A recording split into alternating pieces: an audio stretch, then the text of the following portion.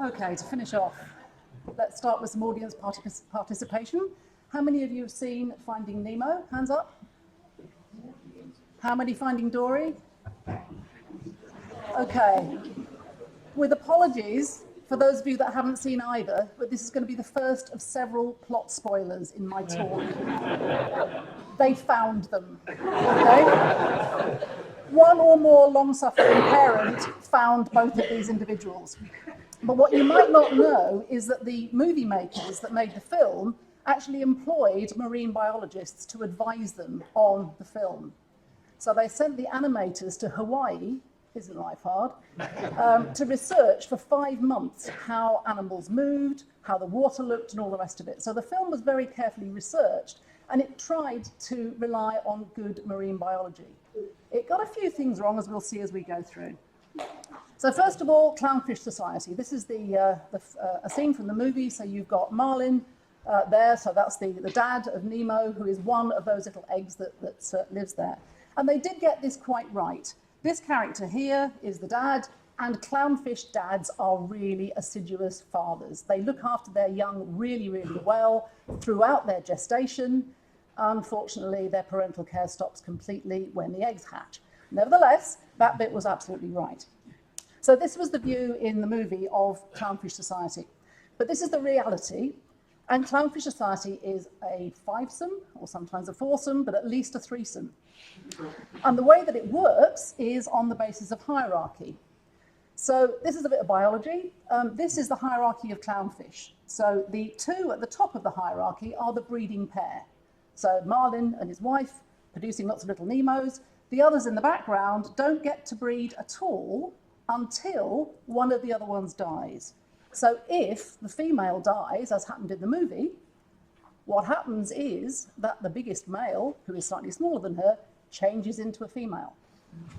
Summarised quite neatly in the following slide, which would have been the story of Finding Nemo. Marlin would not have gone to try and find him, he would have changed into his mum. So that was Nemo, but let's have a look at Dory and see if we can find any bits of that were correct or incorrect, as we'll see in this movie.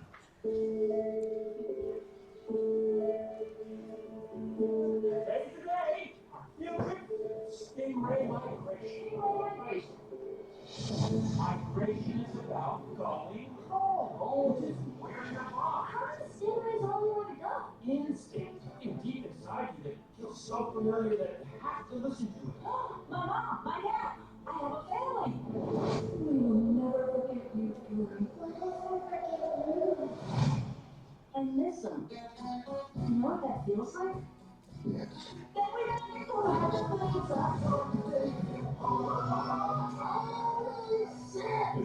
No! I'm gonna be totally sick!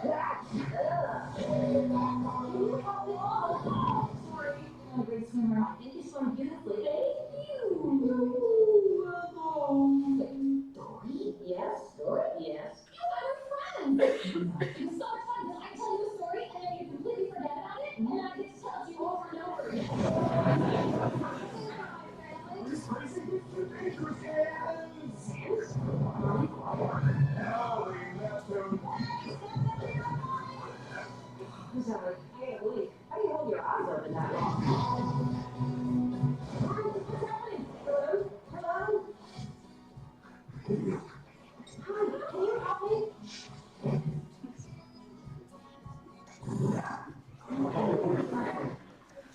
Okay, so I don't have time to go into all of the things that were right and weren't right in that, but I'll just ask you a few questions. When I usually show this, the first thing that people say is that one mistake they made is that fish can't talk. Hands up if you think that's correct. Okay, so I'm afraid that isn't correct, at least not for clownfish.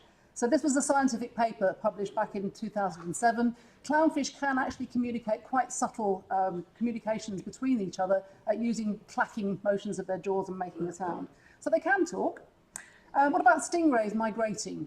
Anybody think that that is a reasonable assumption?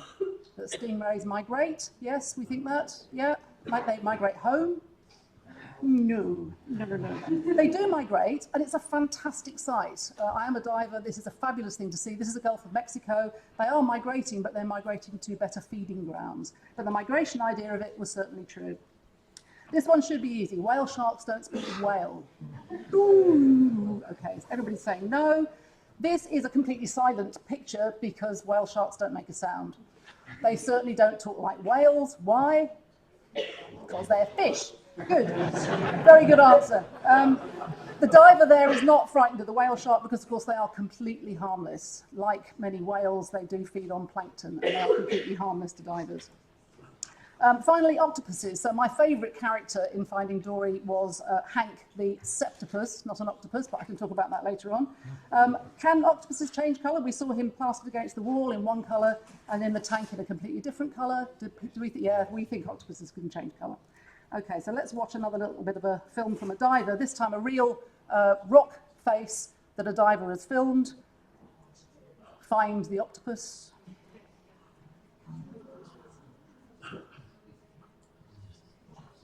Yep, there he is. So that wasn't photoshopped, that's a real octopus. And just to finish off with, as I said, he was my favourite character, so this is Hank. And you may have noticed in the movie that he does a lot of quite elaborate manipulations. In this one, he's going to be opening that runway into the pipes that take Dory between one tank and another, and he unscrews this thing. Who thinks that octopuses could possibly do that? Yay, I've got a lot of hands in the air. Good, okay. So let's have a look at a real bit of movie here. So what you see here is an octopus in one tank watching an experimenter with another tank up here. So the octopus is just watching, and the experimenter is putting crabs into a little jar. Puts the crabs in the jar and puts a lid on the jar. So this octopus is in another tank just watching what's going on. So the lid's not on very tight, but nevertheless, there we are. Crabs in a jar. Not a problem. Octopus straight in. So the only training that octopus had was seeing the experimenter put the crabs in the jar. No more teaching at all, but they put the lid on a bit tighter. This is on day 2. Will the octopus figure it out? Of course it will. Very, very highly intelligent animals are octopus. It takes very little time to get in the jar. So what you're seeing here is learning in a cephalopod. Now they've really screwed the lid on tight, it's day 3. Those suckers can exert enormous pressure, and the octopus will try to undo this jar. Do we think it'll make it? Yep, I've got a friend that works in the States in an aquarium, and they had a tank with small sharks next to a tank with octopus in, and they suddenly noticed that there were fewer sharks every morning, and what was happening was that the octopus was going out of its tank, down onto the floor, across up into the shark tank, nabbing the baby shark, coming back out of the tank and going back across the floor before anybody came in the morning. So please don't put octopus into YouTube because you'll spend all of your life looking at octopus videos on YouTube. But they are very, very highly intelligent animals. It took the makers of Finding Dory 2 years to animate Hank, to get just one scene. So beautifully researched and a very important animal indeed. So I'll stop there and just end on a very sober note, which is that if you enjoyed both movies, please don't let that make you think that you should have those kind of animals in tanks at home. This is quite an old poster, but Dory was a regal tang. Until very recently, the only way that you could get them was from the open ocean. They couldn't be bred in captivity. And still, most of the ones that you can obtain are not bred in captivity, but they're actually obtained from the open ocean. So please don't find a Dory or a Nemo. Thank you.